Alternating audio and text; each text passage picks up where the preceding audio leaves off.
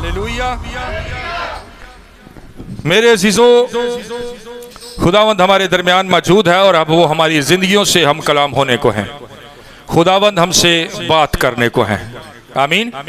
और आज ये खजूरों की डालियां लगी हैं और यकीनन आप सभी इस बात को जानते हैं कि आज हम जो है वो पाम संडे यानी कि खजूरों के इतवार को मना रहे हैं। क्या कभी किसी ने सोचा कि खजूरों का इतवार इसका नाम कैसे डल गया? खजूर की तो डालियां होती हैं, तो खजूरा तो होंदियां नहीं इतवार च, क्यों होंदियां ने?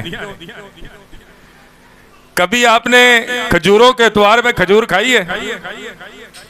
भाई बताएं ना, हैं? किथों?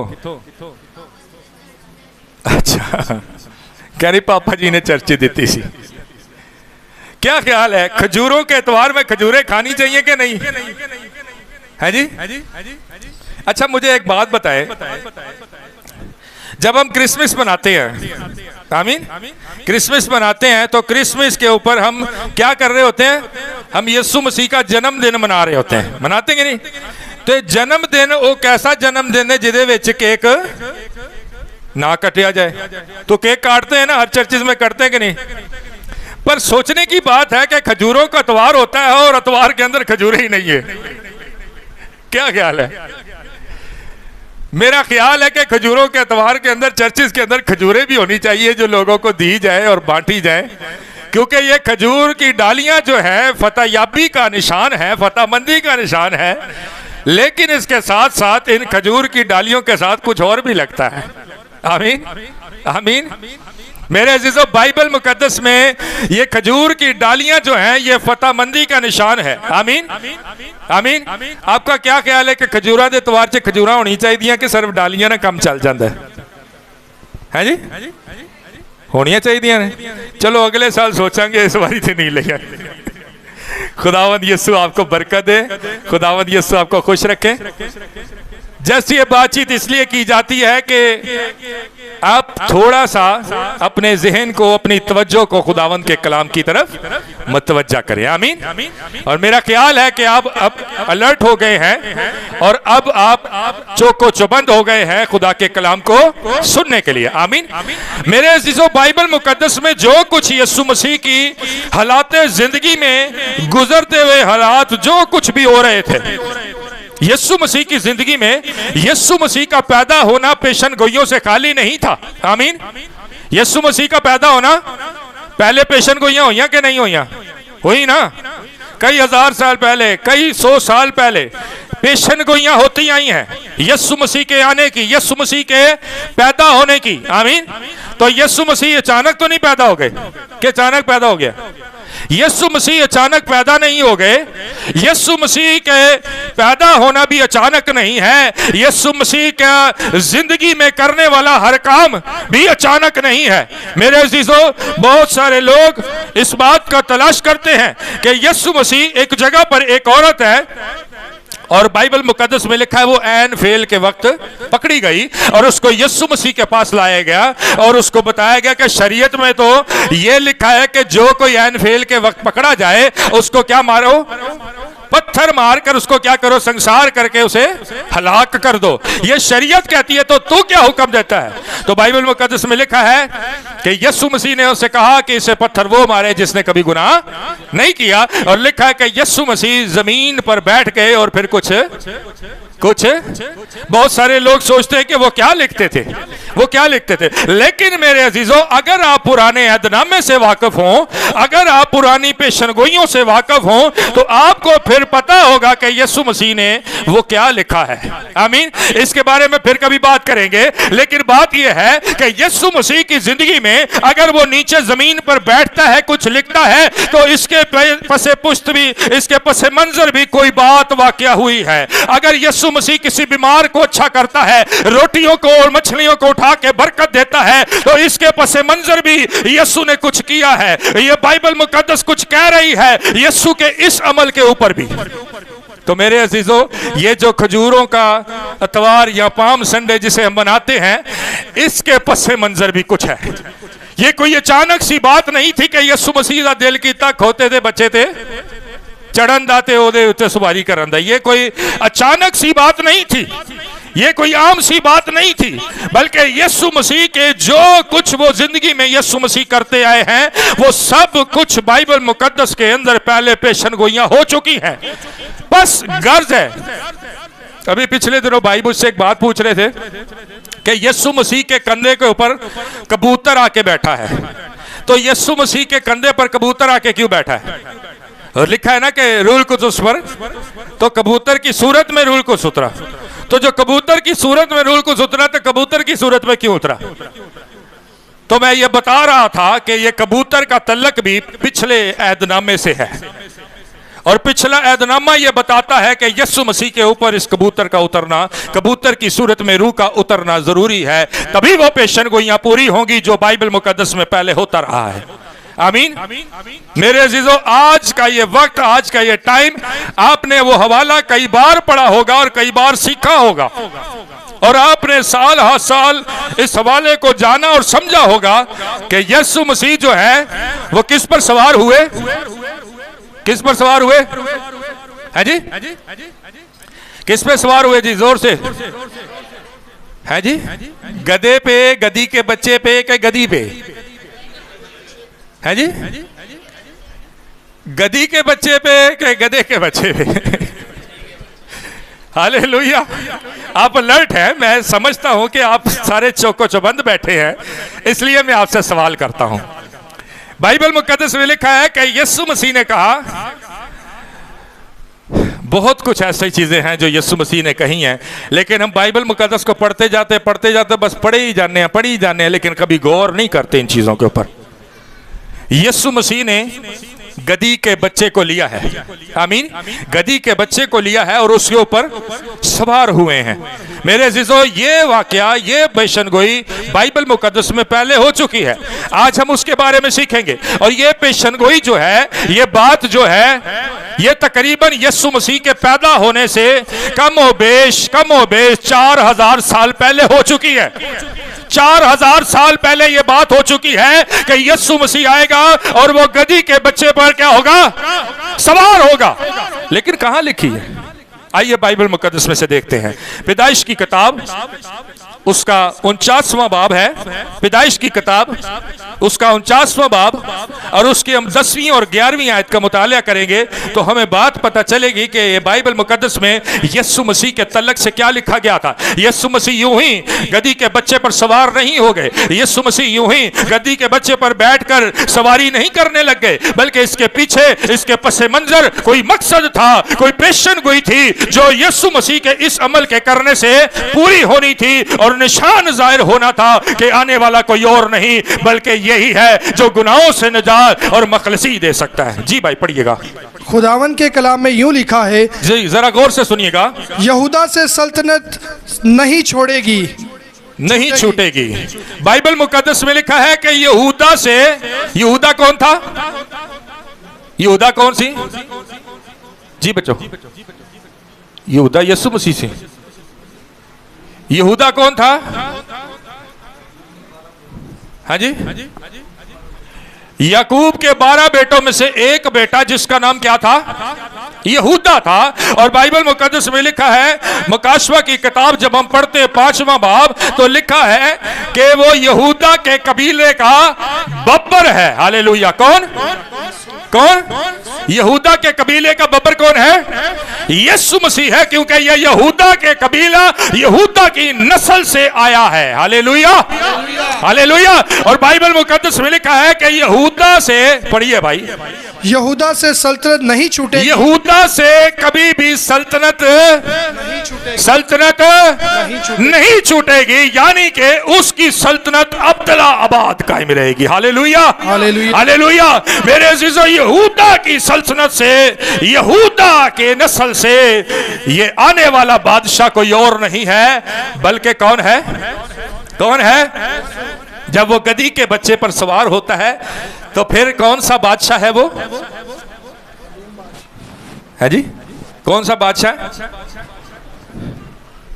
हाँ जी, वो बड़े सारे गीत भी बने ने भाई। कौन सा बादशाह है वो? नारे भी बजे ने तो। लगे नारे के नहीं लगे? जब वो गधी के बच्चे पर सवार होता है तो नारे लगे हैं, और नारे क्या लगे हैं? हाँ जी, होशना होशना, सुलह का बादशाह आ रहा है। Hallelujah, hallelujah. उसे सुलह का बादशाह कहा गया है, और वो सुलह का बादशाह ये उसी बादशाहत को जाहिर करता है जो यहूदा के कबीला से सल्तनत कभी ना छूटेगी। बाइबल मुकद्दस में लिखा है, यीशु मसीह ने कहा कि मैं जमीन पर सुलह कराने आया हूं। आमीन। मैं जमीन पर क्या कराने आया हूं? सुलह कराने आया हूं। और सुलह किसकी? इंसान जो जमीन पर है और बाप जो आसमान पर है, इन दोनों की सुलह कराने आया हूं, क्योंकि बीच में गुनाह के सबब से दीवार हाइल हो चुकी है। इंसान और खुदा के बीच में गुनाह की दीवार है। इस गुनाह की दीवार को वो गिराने आया है। वो हैकल का पर्दा वो गुनाह की दीवार को जाहिर करता है, जिसके सबब से इंसान उस पर्दे के पीछे जहां खुदा की हुजूरी नहीं जा सकता।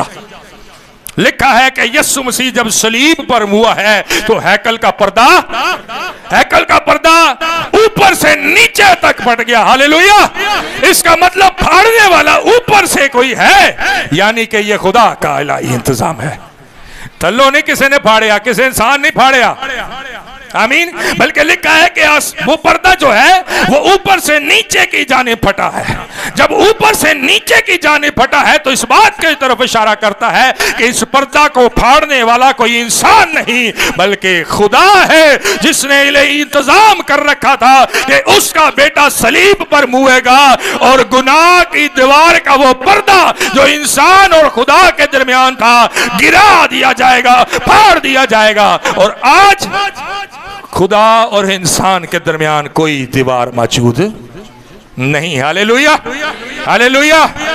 उसने कहा मैं जमीन पर सुलह कराने आया हूं, क्योंकि वो सुलह का बादशाह है। आमीन। मेरे अजीजों, बहुत सारी तारीखी मनाजिर को जब पढ़ें तो पता यह चलता है कि जब एक बादशाह दूसरे बादशाह पर जंग करने के लिए चढ़ाई करता था, तो जब वो सुलह करना चाहते थे, जरा गौर से सुनिए इस बात को। वो जब सुलह करना चाहता था, एक बादशाह जिसके ऊपर दूसरे बादशाह ने चढ़ाई की होती थी, वो जब उस बादशाह से सुलह करना चाहता था तो वो सुलह के लिए पैगाम भेजता था। तो सुलह के लिए जो पैगाम भेजा जाता था, वो सुलह के लिए पैगाम किसी घोड़े के ऊपर नहीं भेजा जाता था। आमीन।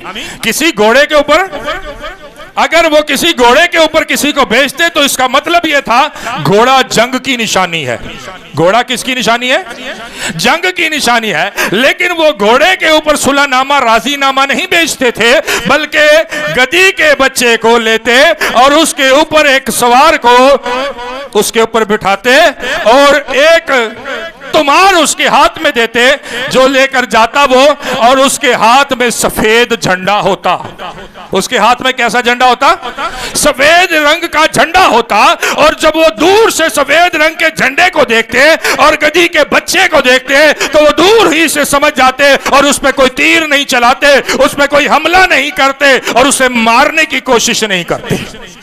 वो समझ जाते दूर ही से कि मुखालिफ बादशाह जो है वो हमसे सुलह करना चाहता है, इसलिए उसने सुलह का झंडा यानी सफेद कलर का झंडा, हालेलुया, हालेलुया, सफेद कलर का झंडा जो है वो लातू के ऊपर यानी गधी के बच्चे के ऊपर जो है वो इस बात को साबित करता है कि ये सुलह करना चाहते हैं। Hallelujah, hallelujah. मेरे अजीजों, मैं समझता हूं कि यीशु मसीह उस गधी के बच्चे के ऊपर बैठे हुए सफेद झंडे का काम कर रहे हैं। Hallelujah, hallelujah. ये फतह याबी का झंडा है जो यीशु मसीह की सूरत में है, जो उस गधी के बच्चे के ऊपर सवार है और ये इंसान और खुदा के दरमियान सुलह करा रहे हैं, सुलह करा रहे हैं। Hallelujah, hallelujah. बाइबल मुकद्दस में लिखा है कि यहूदा के घराने से, खानदान से सल्तनत कभी ना छूटेगी। आगे पढ़िए भाई। यहूदा से सल्तनत नहीं छूटेगी और ना उसकी नस्ल से हुकूमत का असा मौकूफ होगा। ना उसके खानदान से हुकूमत का आशा मकूफ होगा, ना खत्म होगा। जी आगे पढ़िएगा। जब तक शिलवा ना आए जी। और कौमें उसकी मुतई होगी। कौमें उसकी मतई होंगी, किसकी? यीशु मसीह की। Hallelujah, hallelujah. बाइबल मुकद्दस में लिखा है मुकाशवा की पहले बाब के अंदर, जब यूहन्ना पर यीशु मसीह जाहिर होते हैं तो वो कहते हैं, देख मैं मर गया था और अब जिंदा हो और अब्दुल्लाबाद जिंदा रहूंगा। Hallelujah, hallelujah, hallelujah. मेरे अजीजों, ये अब्दुल्लाबाद सल्तनत करने वाला है जिसके खानदान और घराने से सल्तनत का आशा कभी माकूफ नहीं होगा। और इसके बारे में कुछ और भी लिखा, पढ़िएगा 11वीं आयत। वो अपना जवान गधा अंगूर के दरख्त से। हाँ जी, यीशु मसीह ने क्या कहा? मैं क्या हूं? मैं क्या हूं? अंजीर का दरख्त हूं, माल्टे का दरख्त हूं, अम्ब का दरख्त। क्या बोला उसने? मैं क्या हूं? अरे जरा जोर से बोलिए ना भाई। मैं क्या हूं? हुंदा जे, हुंदा जे। अंगूर का दरख्त किसे देखा जे? हुंदा जे है जी, देख नहीं हुंदा ते यीशु मसीह क्यों कह रहे ने? की ख्याल है यीशु मसीह को नहीं पता? क्या ख्याल है यीशु मसीह को नहीं पता कि अंगूर का दरख्त नहीं होता और वो अपने आप को अंगूर का दरख्त कह रहे हैं? है कैसी अजीब बात है। और यहां पर भी लिखा है कि वो क्या करेगा, पढ़िए।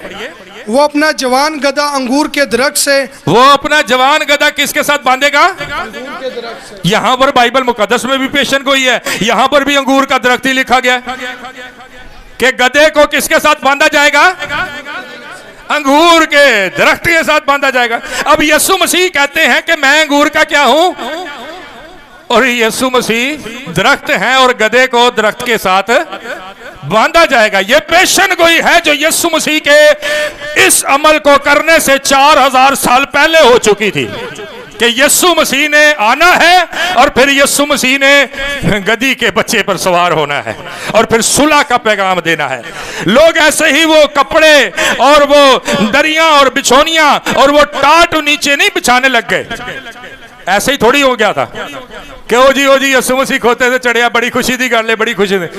वहां के लोगों को, यहूदियों को इन पेशन गोइयों के बारे में बचपन से ही सिखाया जाता था कि एक मसीहा आएगा और जिसके वसीला से, जिसके सबब से ये सब कुछ हमारी जिंदगी में हम होते हुए, उसको करते हुए देखेंगे।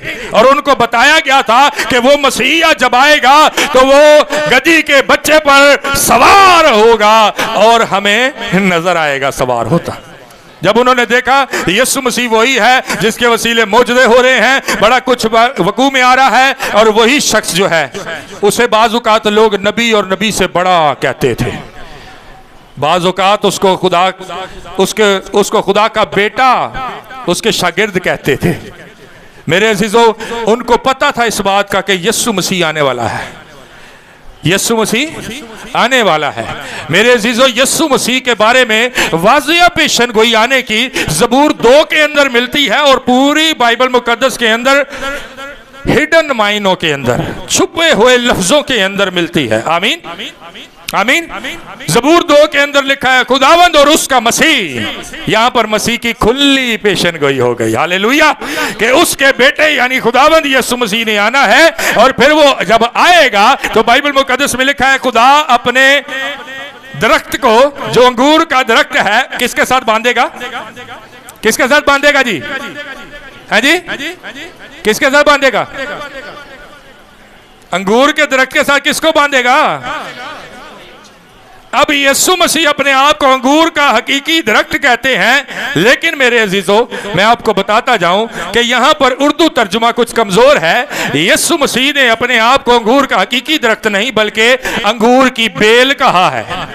आमीन, अंगूर की बेल कहा है। और जब यहां पर बाइबल मुकद्दस में पैदाइश की किताब में पढ़ रहे हैं तो यहां पर भी तर्जमा कमजोर है। ओरिजिनल मतन के अंदर जो तर्जमा आया है वो बेल लिखा गया है यहां पर भी। और जब यूहन्ना की इंजील 15वें बाब में यीशु मसीह ने कहा मैं अंगूर का हकीकी दरख्त हूं, तो वहां पर भी दरख्त नहीं बल्कि बेल कहा है। Hallelujah, hallelujah. और जब आप इंग्लिश बाइबल का मुतालिया करें तो वहां पर बेल के लिए लफ्ज वाइन इस्तेमाल किया गया, यानी बेल इस्तेमाल किया गया। दरख्त को तो ट्री कहते हैं ना, दरख्त को तो ट्री कहते हैं ना, लेकिन ट्री ही नहीं लिखा गया वहां पे, वहां पर भी बेल ही लिखा गया है। मेरे अजीजों, यहां पर लिखा है बाइबल मुकद्दस में कि यीशु मसीह के साथ जो है वो उस गधे को बांधा जाएगा, मंसूब किया गया है। आगे पढ़िएगा भाई। वो अपना जवान गधा अंगूर के दरख्त से और अपनी गधी का बच्चा आला दर्जे के अंगूर के दरख्त गधी का बच्चा किसके साथ बांधेगा? आला दर्जे के। पढ़िए ना भाई, पढ़िए ना।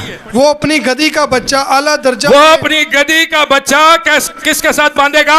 आला दर्जे के अंगूर के दरख्त से बांधा, अंगूर के दरख्त यानी कि अंगूर की बेल से उसको बांधा जाएगा। और यीशु मसीह ने इस पेशन गोई को आज खजूरों के एतवार को जिसमें हम मना रहे हैं, इस दिन के ऊपर यीशु मसीह ने इस पेशन गोई को, जो बाइबल मुकद्दस में पैदाइश की किताब उसके 49वें बाब और 10वीं और 11वीं आयत में मिलती है, यीशु मसीह ने अपनी जिंदगी में पूरा करके दिखाया। Hallelujah, hallelujah. यीशु मसीह जो कुछ अपनी जिंदगी में करते आए हैं, जो कुछ अपनी जिंदगी में करते रहे हैं, वो सब कुछ बाइबल मुकद्दस में पुराने ऐदनामे में हमें लिखा हुआ मिलेगा। बस हमें ढूंढने की और पढ़ने की जरूरत है। लेकिन मेरे अजीजों, जरा याद फरमाइए कि हमारे लिए आज का दिन मनाना क्यों जरूरी है? क्यों जरूरी है? इसलिए जरूरी है क्योंकि आज के दिन के अंदर ही इस बात का ऐलान किया गया कि यह सुलह का बादशाह अब अपने सुलह के काम को पूरा करने को जा रहा है। Hallelujah, hallelujah. वो गधी के बच्चे पर सवार है और वो जा रहा है। गधी के बच्चे पर सवार वो जा रहा है, और मेरे अजीजों, वो गधे पर सवार यीशु मसीह सफर कर रहे हैं। आमीन, सफर कर रहे हैं। जब बादशाह दो तरफ, एक उस तरफ और एक इस तरफ, बादशाहों की फौजें लगी होती थी, तो यहां से गधे के ऊपर एक शख्स को बिठाया जाता और उस तरफ भेज दिया जाता जो मुखालिफ फौज होती। आमीन। यीशु मसीह अब यहां से इस इतवार के दिन से वो सफर के अंदर शुरू हो गए हैं। हालेलुया, सफर के अंदर शुरू हो गए हैं। और ये अब सफर जो शुरू हुआ है, अब ये सफर जो है 3 दिन के बाद उनको गतसमनी बाग के अंदर मिलेगा। आमीन। ये सफर उनका 3 दिन के बाद, इस सफर के साथ वो गतसमनी बाग के अंदर पहुंच जाएंगे। और फिर गतसमनी बाग के अंदर रात के पहर में क्या होगा? क्या होगा? यीशु मसीह को बोलिए ना, क्या होगा? हाँ जी, क्या होगा? पकड़वाया जाएगा। और फिर जुम्मे के रोज यीशु मसीह को क्या किया जाएगा? क्या किया जाएगा?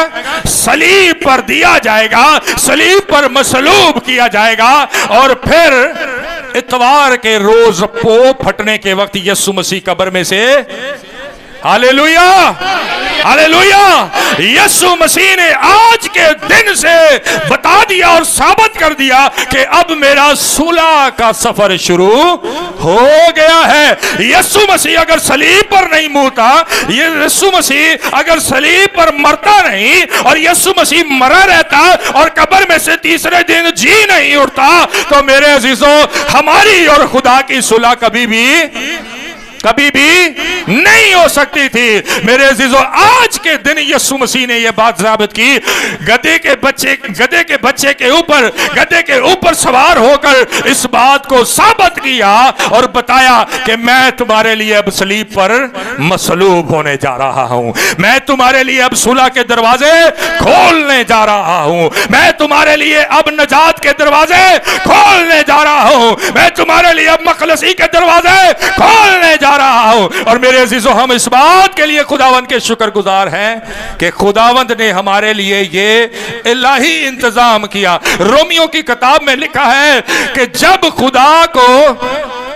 खुदा को इंसान के बदले कोई ऐसा ना मिला जिसके वसीला से इंसान की मखलसी का काम हमेशगी के लिए हो, तो यीशु को खुदा ने यानी अपने इकलौते बेटे को खुदा ने मुकर्रर किया इस बात के लिए कि वो इंसान की मखलसी का काम करे, और इंसान की मखलसी का काम, वो मखलसी का नजात का काम करे, वो कुर्बानी दे जो कुर्बानी अबदी कुर्बानी होगी, और अबदी कुर्बानी वो कुर्बानी जो हमेशा के लिए होगी। हालेलुया। हर शख्स के लिए अबदी कुर्बानी और हर शख्स के लिए नजात के दरवाजे खुल जाएंगे। मेरे अजीजों, आज हमें खुदावंद का शुक्र अदा करना चाहिए कि आज के वक्त से खुदावंद यीशु हमारी सुलह के काम के लिए जारी और सारी हो चुके हैं। Hallelujah, hallelujah.